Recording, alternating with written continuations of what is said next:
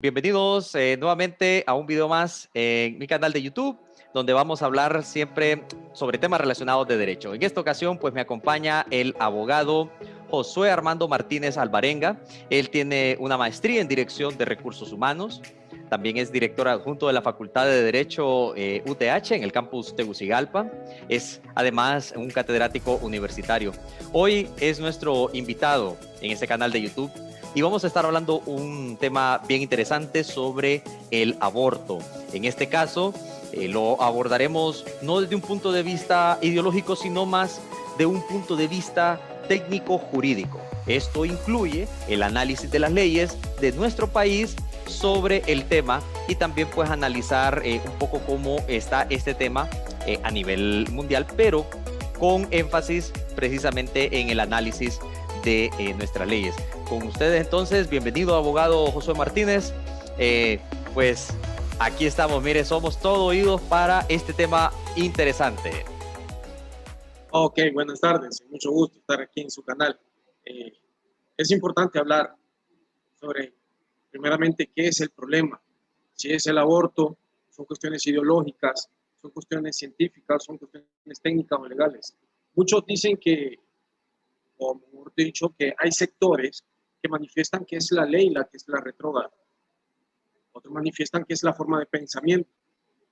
Hay que ver que en esta situación, cuando vamos a abordar el aborto en sí, no es la cuestión de que la ley sea retrógrada, sino que la ley sirve siempre como un ordenamiento jurídico para controlar muchas veces la forma de pensar de las personas que nos pueden conllevar a un accionar. ¿Ok? Es donde nace la famosa ideología que ahora hemos visto que no solamente en el aborto, sino que en otros tipos de temas, como el feminismo en sí, el aborto claramente, el izquierdismo, las comunidades LGTB, se suelen llevar por como quien dice de que yo tengo la razón a través de una ideología. Pero el tema que nos centra hoy en día realmente es el aborto. El aborto en Honduras no es un tema nuevo. Bueno, creo que a nivel mundial no es un tema nuevo. Creo que eso lo hemos venido viendo desde la época de los cavernícolas, si queremos creer un poco en esas teorías Big Bang o las teorías bimbánicas, por ejemplo, ¿verdad? Como quien dice que nace primero si el huevo o la gallina. Los que tenemos un principio religioso, sabemos que el aborto se ha manifestado a través de diferentes pasajes de la Biblia. ¿Ok? Entonces, introduciéndolo así, el aborto no es nada nuevo en Honduras. Inclusive, antes del año 97, el aborto no es que tenía un total regulamiento o total una prohibición.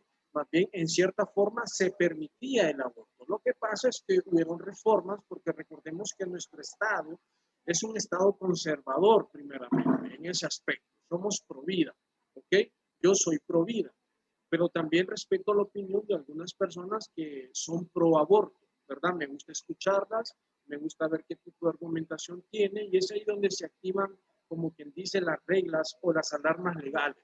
Entonces, mi opinión, en base a esta argumentación, va a ser técnico-científico, o sea, técnico-legal. Hablando un poco sobre el aborto, como les manifestaba, que el aborto no es nada nuevo en Honduras, en el año, bueno, mejor dicho, en el periodo de Manuel Zelaya Rosales, el expresidente que nosotros tuvimos, ¿verdad? Que es uno de los presidentes más polémicos, más que todo por el golpe de Estado, por la creación de su partido, él vetó una serie de leyes que iban a favorecer a aquellas personas que estaban a favor del aborto.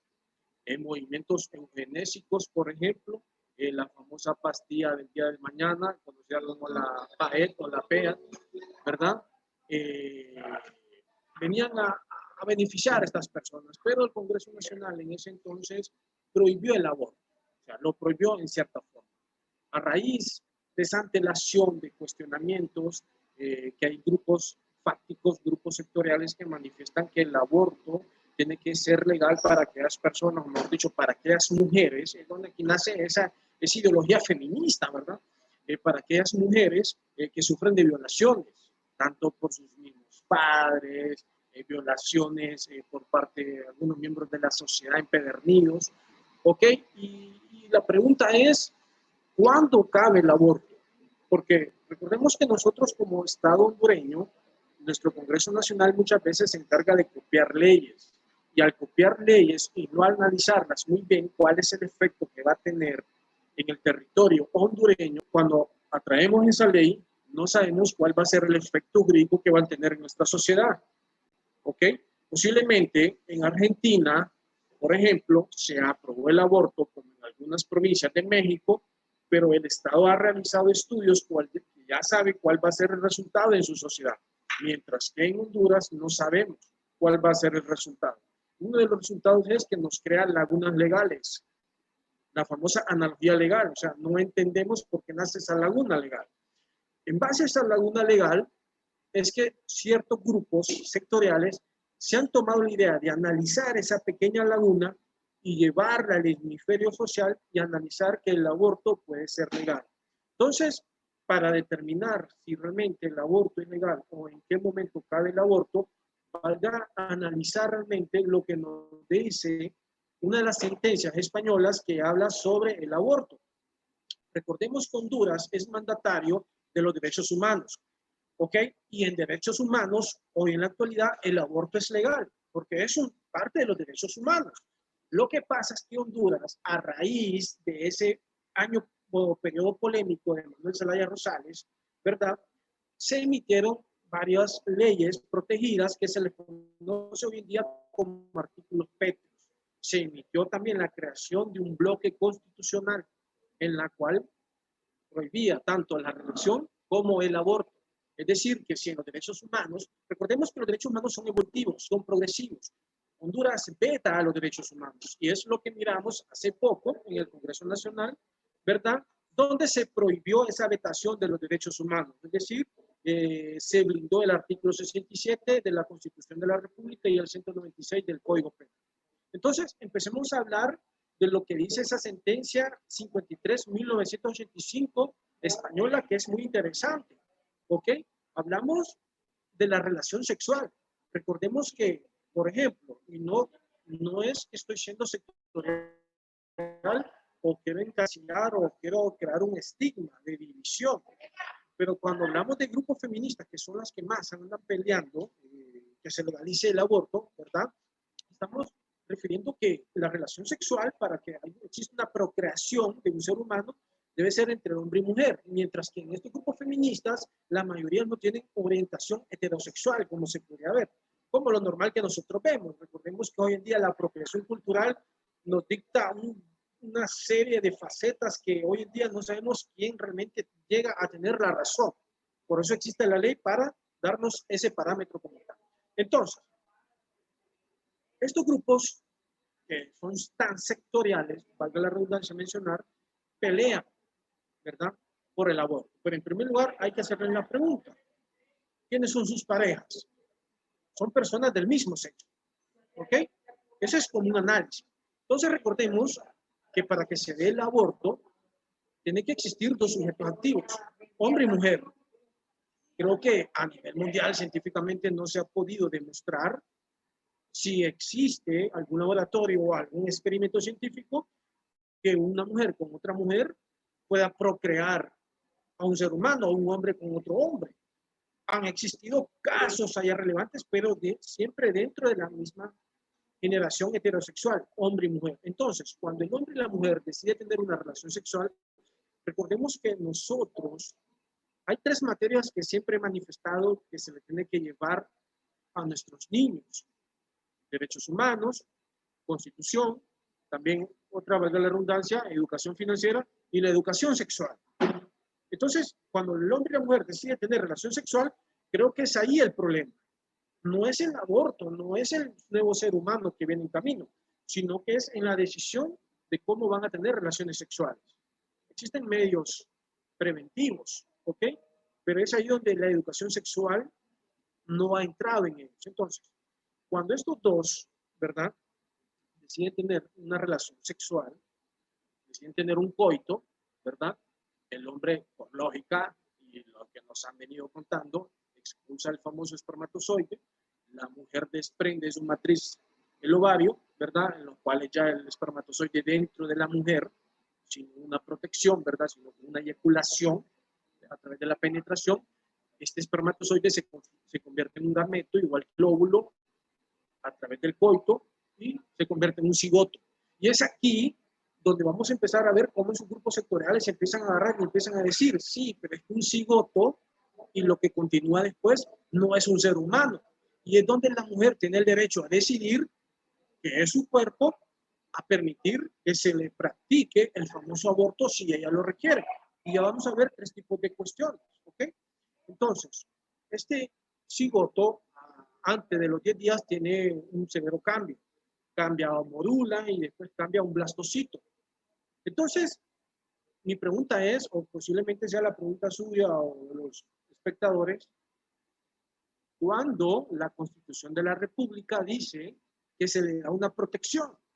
Entonces, en este momento, la mujer, la dama, si es que llevan un control, no sabe a determinado modo en qué momento si está o no está embarazada. O sea, el Estado no se da cuenta si la mujer en este proceso de un cigoto, morula o blastocito está embarazada. Recordemos que claramente el cigoto lleva un genoma humano. Por ahí escuchaba a una feminista decir de que el cigoto no era un ser humano. Pero esa sentencia española 53-1985 habla que la vida humana de los países que protegen, de los pocos países que protegen, lo ve de 2 puntos de vista. La protección prenatal, que es lo que nos da las leyes, ¿verdad? Más que todas las mujeres que laboran, y la importancia de la vida. Recordemos que tenemos un ciclo de vida y el ciclo de vida no solamente empieza cuando somos separados de nuestras madres, pero hay algo bien interesante, que el Código Civil reconoce no al feto o al embrión, sino que reconoce al niño que ha sido separado de su madre. Entonces vemos que entra en una contrariedad con la Constitución de la República, que la Constitución de la República se va a activar cuando la mujer sabe que no le bajó su ciclo menstrual por costumbre, por rutina burocrática, o se realizó una famosa prueba de las rápidas y sabe que está encinta, sabe que está embarazada. ¿Ok? Entonces es ahí donde la Constitución de la República se activa y toca el artículo 67, ¿verdad? Que es la concesión, desde el momento de su concesión. Pero antes, como vemos que no hay, ¿verdad? Que no hay un procedimiento de protección porque el Estado lo ignora y no hay los mecanismos necesarios para saberlo, se cometen una cantidad de grandes de abortos. Después de tener la famosa relación, se toman su pastilla, ya sea de origen clandestino o de origen legal, porque posiblemente exista, ¿verdad? Y estén abortando. Entonces, en ese momento es que los grupos sectoriales se toman de ese orden y lo quieren llevar a la palestra pública para analizarlo. Entonces, ¿cuál es la contrariedad que existe con el artículo 51 del Código Civil con el 67 de la Constitución de la República? Que el Código Civil dice que la existencia legal de una persona comienza desde que es separado de la madre. Y es aquí donde entran 3 tipos de teorías. Una de ellas dice que la existencia legal de una persona comienza desde que se le corta el cordón umbilical. ¿Ok? Otros dicen que es desde el primer llanto. ¿Ok? Y otros dicen que es desde la primera nalgada. Entonces vemos que hay una confusión. Entonces esto crea el origen del debate de que el aborto debe ser legal. Porque cuando hablamos de una existencia legal del artículo 51 del Código Civil nos manifiesta de que no va a tener existencia legal si hubiese nacido muerto el feto o el embrión. O sea, la Constitución, perdón, el Código Civil dice no tiene existencia legal si el feto o el embrión nace muerto. Entonces, ¿para qué proteger al feto o al embrión? Mejor legalicemos el aborto. Esta es la argumentativa que nos dice. Pero a través de la academia aprendemos que la pirámide que él señala, que es algo interior que nosotros utilizamos, nos permite ver que hay un orden jerárquico y nada puede estar encima de la Constitución. Hay tratados que la pueden modificar, pero eso es materia de otro tema, ¿verdad? Entonces vemos que es aquí donde surgen aquellas preguntas. ¿Es legal o no es legal el aborto? Radicalmente, a través de un aspecto técnico jurídico, el aborto es ilegal. A raíz de que pasa este procedimiento, ¿verdad? Pasa este procedimiento, existen medidas alternas. Medidas alternas. Por ejemplo, tenemos una medida terapéutica, los famosos desgrados, o cuando hay familias que se han visto afectadas cuando el doctor les pregunta, aunque el doctor haya rendido juramento de ley, que es salvar vidas. A través del artículo 66 de la Constitución y 59 de la misma, que manifiesta y dice, ¿ok? ¿A quién decide? ¿Al bebé o a la madre? Esas son cuestiones terapéuticas alternas, también como los embarazos ectópicos o que nacen fuera del útero o que se le conoce como extrauterinos. Es ahí donde la ley es un poco flexible, porque son cuestiones médicas que se escapan de la mano. Hubo un partido político, al cual me voy a omitir el nombre, un movimiento de diputados, que querían crear un laboratorio, pero el laboratorio no era para cuestiones terapéuticas, sino que para cuestiones de aborto como tal, ¿ok? Entonces, esa cuestión terapéutica es flexible en Honduras.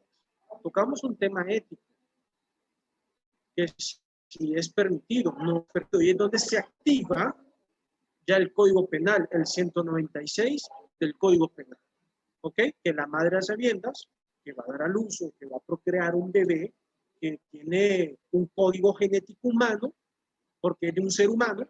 Por allá en una charla me llamó mucho la atención, que manifestó que el cigoto o la morula, el blastocito como tal, o el embrión o el feto no es un ser humano. Entonces, mi pregunta era, ¿qué éramos entonces o qué era ella antes? ¿Okay? O sea, esas son cuestiones de lógica que se pueden debatir, ¿verdad? También cabe recalcar y mencionarles que esa cuestión ideológica que estamos peleando está bien pelearla con argumentos, no con mis ideas, porque mis ideas se pueden convertir en hipótesis. Las hipótesis son sofistas o silogistas, no sabemos si son verdaderas o falsas. Pero cuando el embarazo es deseado, dicen los grupos sectoriales, cuando un embarazo es deseado, es un ser humano. Cuando no es deseado, entonces, ¿qué es? Dicen que no es un ser humano. Entonces, vemos la cuestión ideológica como viene a tergiversar, ¿verdad? Entonces, el artículo 196 dice que la mujer a sabiendas que va a dar a luz, que permite el aborto, tiene una pena de 3 a 6 años. ¿Ok?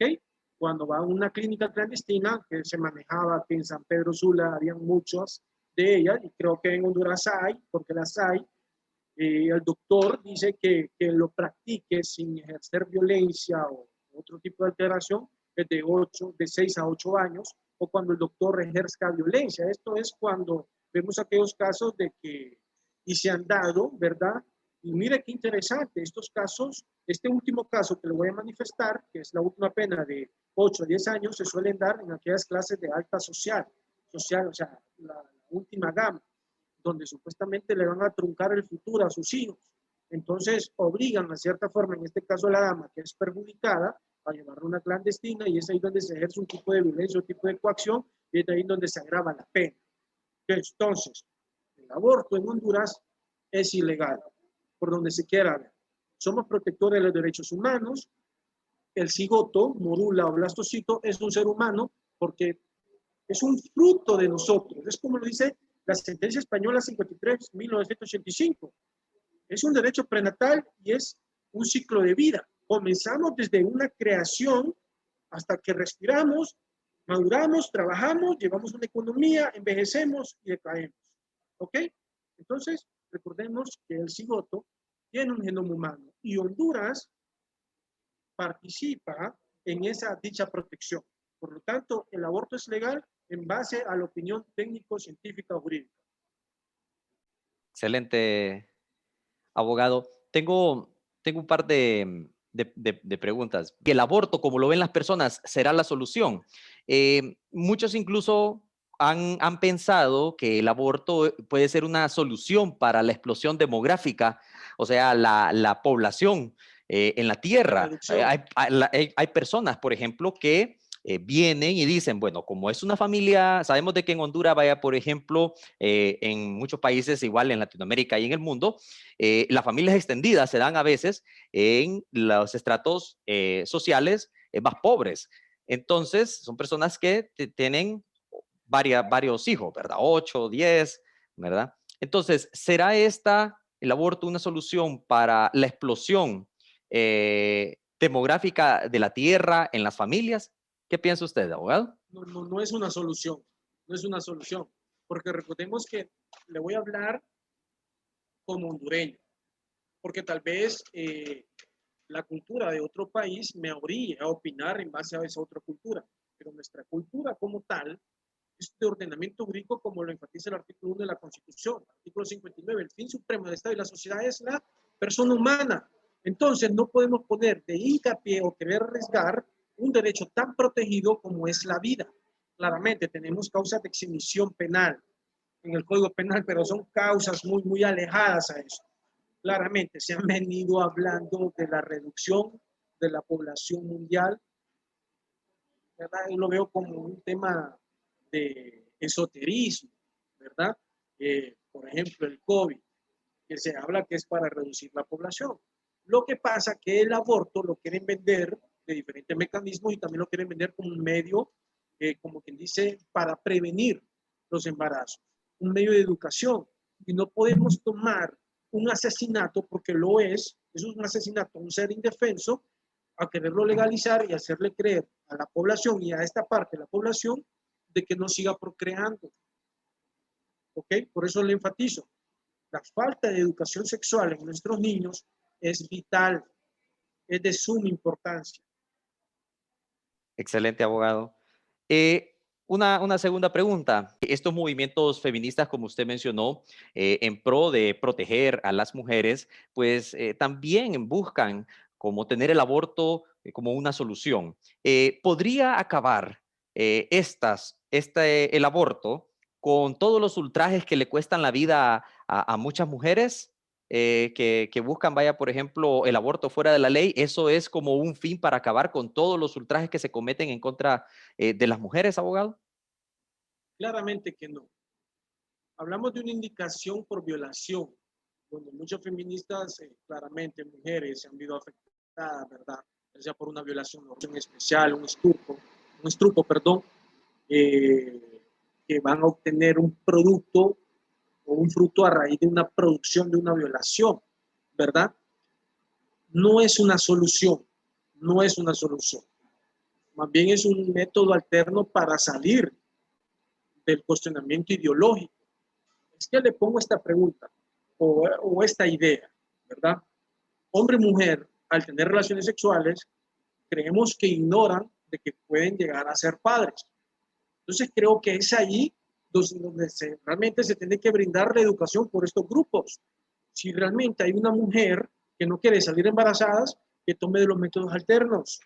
Para eso existen las operaciones, para eso ha avanzado la ciencia y la ciencia nos ha embarcado. O si no, que no tenga relaciones sexuales. Eso es lo más lógico que yo encuentro. Pero, ¿qué es lo que pasa? Y ese es el gran problema que tenemos. Queremos ausentar la naturaleza. Su naturaleza es que usted nació hombre. Mi naturaleza es que yo nací hombre. La de María fue nacer mujer. Ejemplo, ¿qué pasa cuando ausentamos la naturaleza? Tenemos el caso de lo que les pasó allá en la región del Valle de Sula, donde el río volvió a recuperar su cauce. Por eso es que miramos tantos embates, tantos problemas en la sociedad, tantas guerras frías, cibernéticas, nucleares, tantas enfermedades, tantas cuestiones que hemos pasado a la humanidad, y es porque la naturaleza recupera su cauce y trata de corregir el error. Tarde o temprano, en base a esa ideología, la naturaleza va a volver a corregir su error. Entonces, el aborto, ya sea por violaciones, claramente es el estado donde tiene que entrar con unas medidas psicológicas bien adecuadas, ¿verdad? Brindando una seguridad, y vemos que no es la solución. Y otra de las cosas, el que comete el acto de violación, cuando nos referimos a esta pregunta, no lo hace por placer, lo hace por poder. Entonces vemos que no es realmente la relación sexual el problema, sino que esto nos lleva un poco más allá, a analizar otro tipo de cuestiones. Y hay un abogado de Estados Unidos que se llama Ben Shapiro y él pone un ejemplo donde dice si, por ejemplo, si hay una persona que supiéramos que a los 9 meses exactos va a retornar de un coma, por ejemplo. Entonces el médico nos dice, mire, va a estar en coma, pero por 9 meses. ¿Lo desconectaría? Sí, eso más que todo me recuerda al estado de necesidad, ¿verdad? Es donde le decía que en el periodo de Manuel Zelaya Rosales, él ve todos los movimientos eugenésicos, donde ellos determinaban que era un tipo de alternativa, pero es que esta es mi pregunta, Honduras todavía estamos en un proceso de empezar el desarrollo. Y eso creo que ni las grandes naciones tienen esos laboratorios tan avanzados para determinar si el feto se va a determinar de desarrollar o va a ser, como quien dice, un humano normal. ¿Okay? Entonces, esos movimientos eugenésicos querían implementar laboratorios donde determinaran que el feto iba a nacer con un tipo de discapacidad.